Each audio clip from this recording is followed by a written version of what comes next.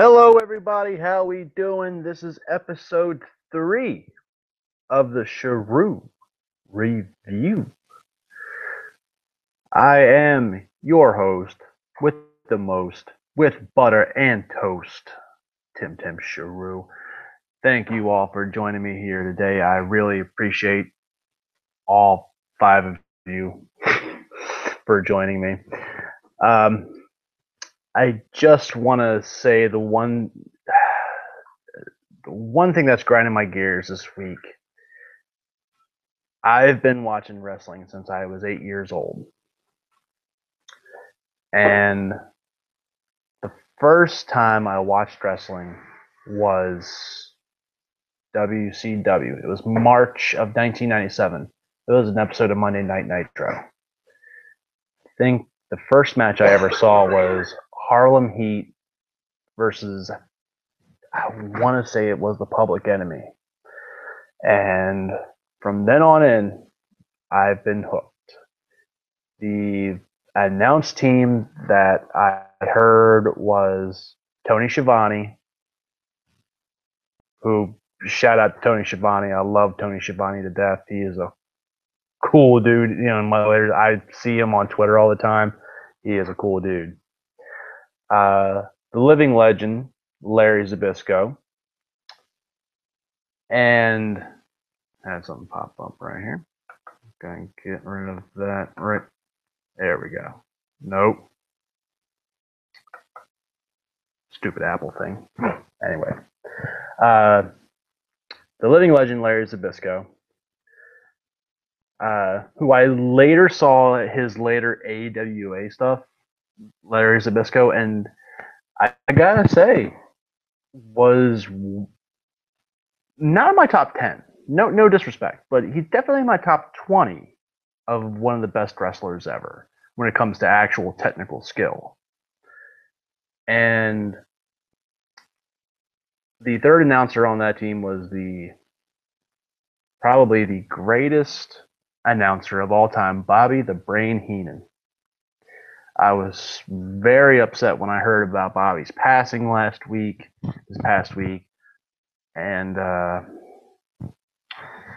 you figure the one thing that got me, and I was, talking to my fiance about, I said, I'm gonna watch Raw. I'm gonna watch what they do the first segment, the opening of Raw. They did the, poster, in memory, but I figured they would have done the 10 bell salute. And for somebody who did so much for that company, somebody who just, and I've heard other managers say he is the greatest manager of all time. Nobody nowadays can touch Bobby Heenan. You don't even see managers now. The art of the manager in pro wrestling is dead, pretty much dead and buried. I mean, who do you have? Nobody that I can think of off the top of my head in a mainstream company. Nobody. And it used to be an art form. And I think that that's why I feel so disconnected with today's product, is because it feels so just not mass produced, but it doesn't feel genuine. Like, it just feels so not authentic. And from the time, like I said, when I was a kid, like I said, 1997 through its heyday into like 2000, 2001, your Attitude Era, and around that time, you know, wrestling had balls.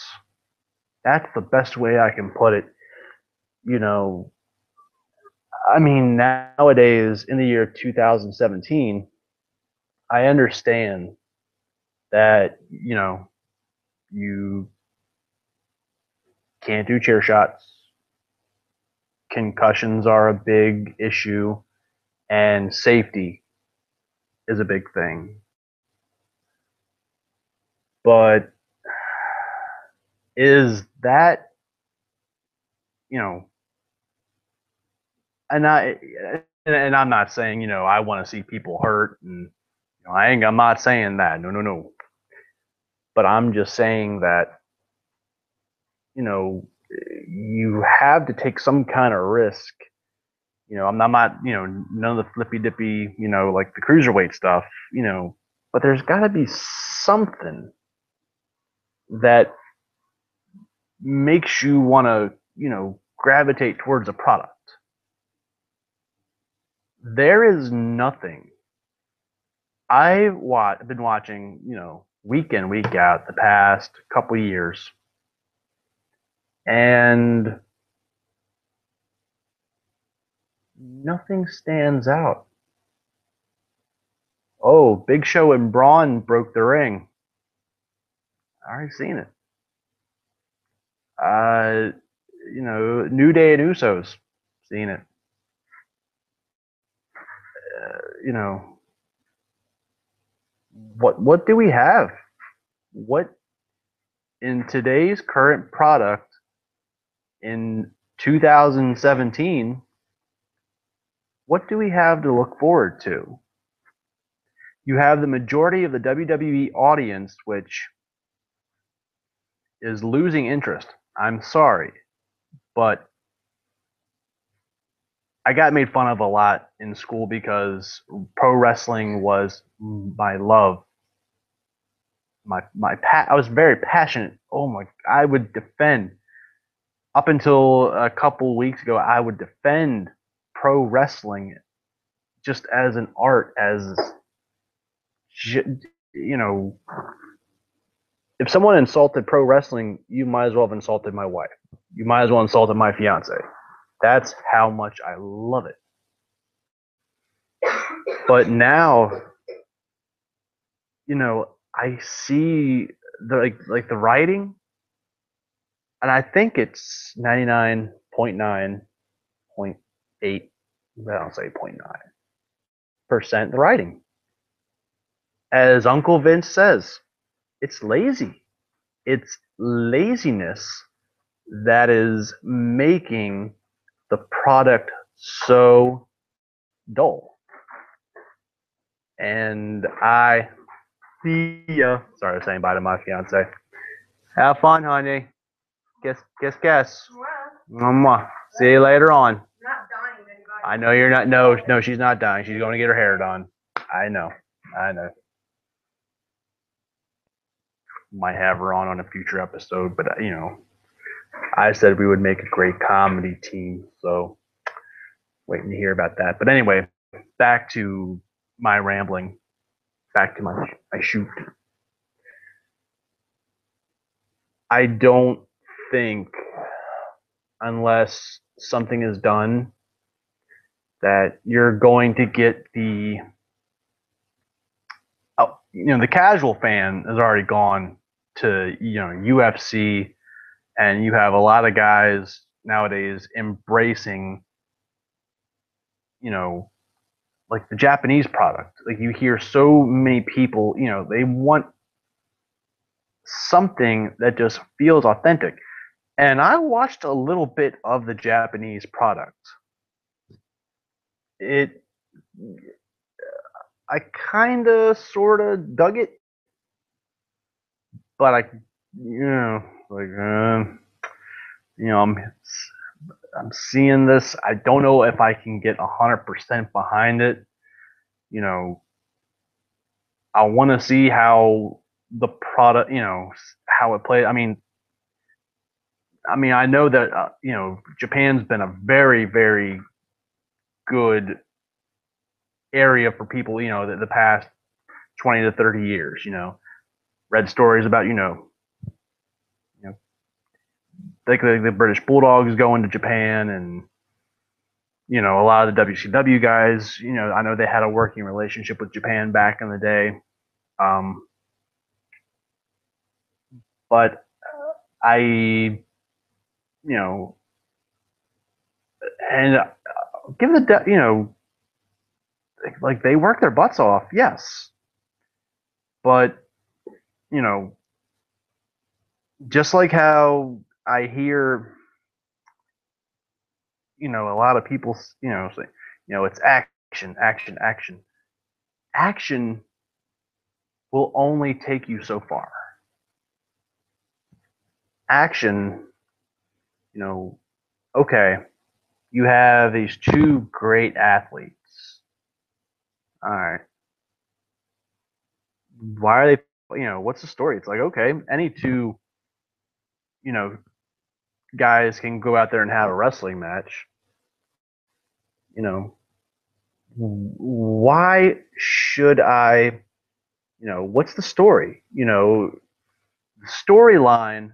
And I think going back to, like I said, when I started watching wrestling from 1997, through the Attitude Era, you know, you had a guy, you had Vince Russo, Ed Ferrara, and other people who writing for the company in the WWF that made you great. It's like give me a story that just oh okay that happened. Oh, but what's going to happen next week? Oh, this happened. Oh, okay, and it keeps you hooked. Like the Stone Cold Undertaker saga, that was brilliant. You know, the summer of 1998, into 1999, that story, it had me hooked. Stone Cold is sitting on an embalming table. The Undertaker's going to embalm him. And then you had Kane involved. And then you had Mankind involved. You had all these different aspects of people involved in a storyline, you know, but now you don't see too many people involved. It's just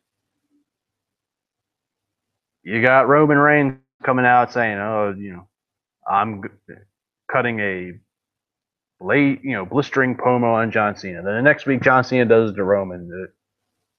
Cena. All right, cool. You're gonna say some shocking things, but you know, you know, give us a little bit more than just a controversial promo. You know, WWE, give us our stories back. Give us storytelling back. Because, you know, I've had it in my mind a long time that the days of, the Attitude Era and, that era of like WCW, 1997, 98, 99, 2000, that era is gone. It was a good time. I know everything can't last forever. And, it was a, good period of good solid wrestling and storytelling. But, you know, I just wish that the current product could look at that period and say, okay, we had record numbers. We had, really big numbers back in the day, and our numbers are dropping off. And just like I heard Jeff Lane say, they're making excuses. I hear excuse after excuse, of, oh, it's, Monday Night Football, this and that and or other. No, no, dude. Your product sucks. And a guy like me who loved this product his entire life now can honestly say, with a, you know, I feel jaded. It's just, WWE suck. I'm sorry. And until, I don't know what WWE can do, to win me back. unless you pick up on the storytelling and just, stop playing to all the marks when it comes to, we want wrestling, it's like put more into the product, story tell, you know, stop letting people kick out of finishers at one, you know, wrestling is art. It's a beautiful art. And right now, WWE, you're bastardizing that art because you're making people who love that art hate it. Mainly, you're making me hate it. And, you know, I wish I didn't. I wanted, I wanted, I guess, to falsely tell myself, oh, it'll get better. It'll get better. I guess it's kind of like, someone, well, it'll get better. It'll get better. I've been waiting a long time and it's not getting better. But but that's pretty much it. All that I have, like I said, I was really kind of, like I said, really bummed about Bobby Heenan. Was really, he definitely deserved the 10 bell salute at the start of the show after headlining WrestleMania 3 and being the greatest commentator and the greatest manager of all time. You know, Bobby, definitely, everybody, standing out on, at the entranceway, you know, I think the guy definitely deserved, anybody who trailblazes, God forbid, when, Mean Gene Okerlund, one of the greatest interviewers, greatest announcers of all time. Uh, you know, I just think that, you know, I know people definitely respect, and trust me, he wasn't short of being shown respect and love. Because definitely, I saw it on Twitter. I saw it on, everybody who loved Bobby. Oh, it was so fantastic seeing, everybody, show their love and support for somebody who just touched all our hearts. He, it actually, my favorite Bobby Heenan moment was probably, oh God, there's so many. I gotta think of what stands out. When he tried to join the NWO, when Bobby Heenan, went out there and I want to talk business, and Rick Rude and Eric Bischoff are sitting there saying, "No, we like you, Bobby." And then, oh, I forget which pay per view it was, but WCW got back in control of Power, and Bobby Heenan came back like nothing happened. Like, oh, hey guys, how's it going? What are you doing out here? I work here. You don't see comedic timing like that now. It's such an lost art form, and it's beautiful. And I think, I would like to see today's, current announcers. I know that, they got a lot going. Vince is Vince, and McMahon. I know he's trying to, he runs his ship his way, but come on, look at, try to get us fans back. The ones that feel jaded, use what's worked and just make your product authentic again. All I ask, please. Um, but looking forward to football. Going to flip the script here a little bit. Looking forward. Hope the Ravens can topple the Jaguars in London on Sunday.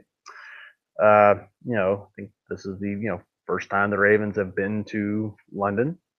If I'm wrong, let me know. Like I said, I'm pretty loyal diehard fan, but if I'm missing a spot, the brain ain't what it used to be. So if I'm wrong, please let me know. Um, you know, I think it's going to be a good, solid game. Jacksonville looked great the first week, and Jacksonville looked kind of shitty last week. So it'll be interesting. The Ravens are 2-0. We're looking great. Injuries are kind of whipping our butt right now. A lot of people on the injury reserve right now, but I think it's going to look good. I know playoffs ain't looking good for the O's. Like I said, I follow all my Baltimore sports. The Orioles, I think the World Series aren't in their future this year, but always next season. So, but thank you guys for tuning in. Thank you for giving Tim Sharu your time and listen to me vent. And we talked to my fiance and all that other good jazz. Follow me on Twitter at Tim underscore Tim Sharu SHERU. And also, give all the brand family. I got to give a shout out to all the brand family. The lovely Miss Chantel Air, who does my editing, does the opening. I can't thank you enough for all that you do. My buddy Big Josh, Rue, the Broken Stinger, all you guys. I love you all. Looking forward to future. The Margaritaville, I got to say one thing before I go. The Margaritaville video was awesome. It turned out so good. I really hope we all, and I know I sent out a tweet like a week or two ago, like, guys, we got to do something else. It's like this project like got me fired up. Like, oh, come on. And I could tell Vince loved it. Uncle Vince definitely loved the Margaritaville compilation. Maybe the brand family. Maybe we all do another Uncle Vince song. I'm just saying. Everybody hit me up. Let me know what you think. So I bid you all farewell. I hope you all have a good weekend, a good rest of the week, whenever you're watching this. And stay safe and catch y'all on the flip side. Good googly moogly.